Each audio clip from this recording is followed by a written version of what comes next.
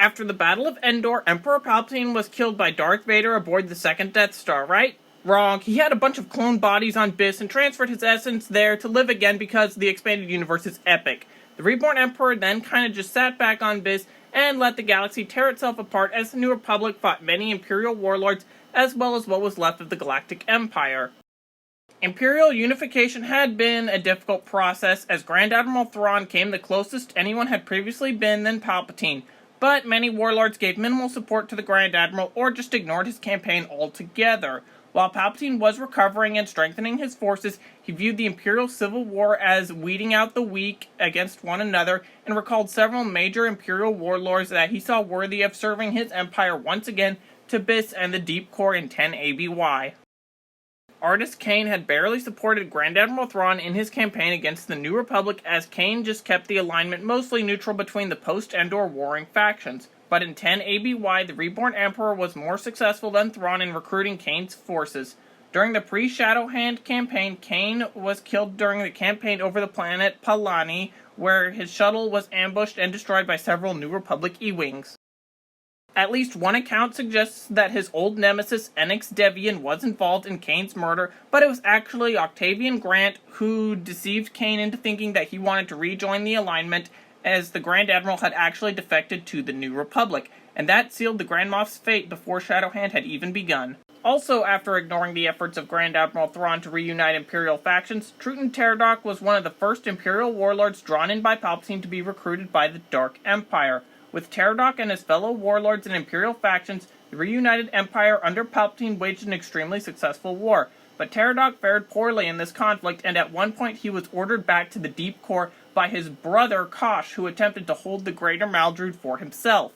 After Palpatine was defeated on Onderon, dying his final death, Biss was destroyed and Vice Admiral Gilad Pellaeon joined with Teradok, and the warlord was put in charge of Crimson Command. After Thrawn's death, and having not supported the Grand Admiral as well, Supreme Warlord Blitzer Harsk was another one of the warlords to be first approached by agents of the new rising power on Biss. Though unknown to many, it was Emperor Palpatine, resurrected into a new clone body. Harsk pledged himself to Palpatine, apparently not remembering that the Emperor had died years before Endor, although his other personality was aware of that fact.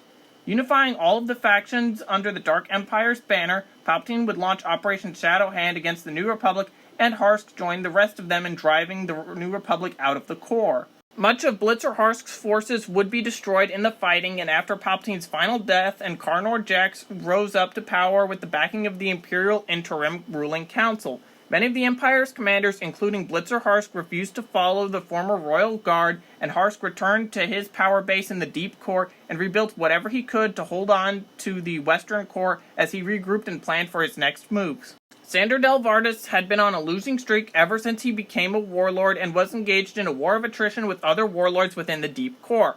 However, he had constructed the Executor-class Superstar Destroyer Nighthammer, which cost him every credit that he had, and was then contacted by the Dark Empire, which promised to give Delvardis resources to revive his wife, who he had beat with a hammer. When Palpatine launched Operation Shadowhand, his strategy to regain control of the galaxy, Delvardis attacked the core planet of Metelos, where the New Republic fleet was stationed. New Republic vessels were destroyed, and Delvardis then unleashed a massive orbital bombardment on the planet, killing over 5 billion people. Fayette Kies was an Imperial admiral who commanded the Superstar Destroyer Whelm. The New Republic would take notice of Fies' fleets disappearing as they were recalled to the Deep Core, but despite these concerns, the ships were largely forgotten about by the New Republic as it focused on defeating other Imperial warlord threats. In 10 ABY, New Republic forces largely deployed outside of the core worlds, and Imperial forces would launch a massive attack on the poorly defended region, with their fleet centered around 12 dreadnoughts, and one of them was the Whelm.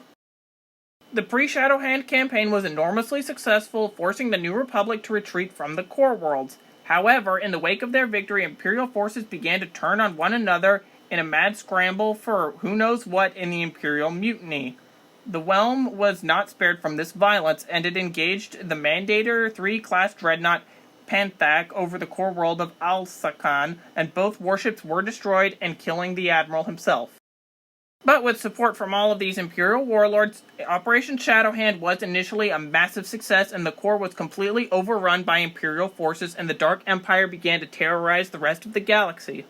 Palpatine was even able to turn Luke to the dark side and have Skywalker command some of the Dark Empire's military forces in Operation Shadow Hand against the New Republic. But Operation Shadow Hand would end in a defeat for the Dark Empire as the New Republic scored several major victories where both Eclipse-class dreadnoughts were destroyed and Palpatine's clones were sabotaged by Karnor Jax, and the Emperor's final death at Onderon sealed the Dark Empire's fate. And after Palpatine's final death on Onderon, all of the Warlords kinda just went back to their old ways and territories. Some were significantly weaker than others, and their petty grudges continued as they fought one another. Did you know about the Imperial Warlords who joined the Dark Empire before this video? Are there any other major Warlords that I left out? Write in the comments, and thank you for watching.